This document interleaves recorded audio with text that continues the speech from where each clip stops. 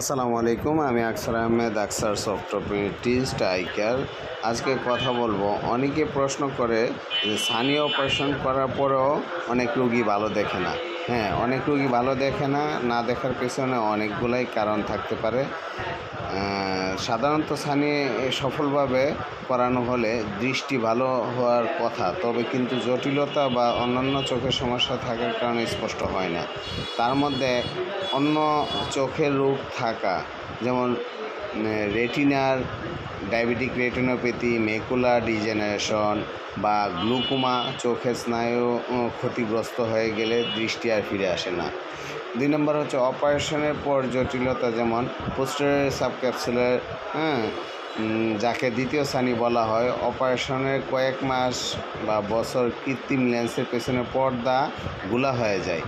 Laser দিয়ে egg laser করা হয়, তাহলে সমাধান হয় এবং চোখের দৃষ্টি ঝাপসা করে দিতে পারে এমন সংক্রমণ এইসবের কারণে হতে পারে। 3 নম্বর যেমন রিফ্রেক্টিভ এরর, চোখে চশমার পাওয়ারের সমস্যা থাকার কারণেও সে ভালো দেখতে পায় না।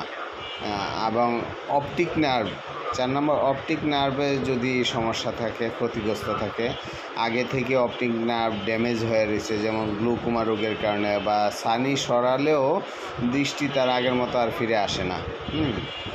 এবং অন্যান্য যেমন শারীরিক সমস্যা, ডায়াবেটিক বা উচ্চ রক্তচাপ নিয়ন্ত্রণে না থাকলে রেটিনা ক্ষতিগ্রস্ত হয়ে দৃষ্টি কমে যায়। তাই সানি অপারেশনের পর ভালো না দেখলে রোগীকে আবার চক্ষু বিশেষজ্ঞর কাছে গিয়ে ভালো ফলো আপ করা জরুরি। এই ক্ষেত্রে আমি একটা পরামর্শ দিব, সেটা হচ্ছে যাদের সানি সমস্যা আছে তাদের অবশ্যই মানতে হবে যে সানি অল্প থাকা অবস্থায় সানি অপারেশন করাই ফেলে ভালো।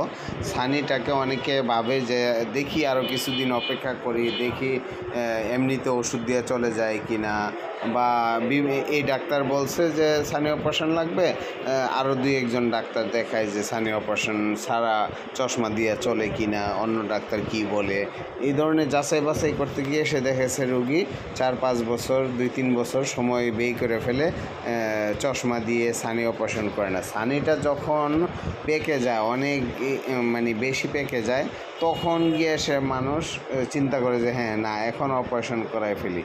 ঠিক এই সময় অপারেশন করলে আসলে ভালো রেজাল্ট আসে না। সানির একটা ধর্ম হচ্ছে সানি অল্প থাকতে অপারেশন করে ফেলাই ভালো। আরেকটা জিনিস হচ্ছে, সানি অপারেশন করার আগে আপনাকে সঠিকভাবে চোখের যে ভিতরের পরীক্ষাগুলো আছে, এই পরীক্ষাগুলো ঠিকভাবে করে তারপর অপারেশনে যাওয়া উচিত।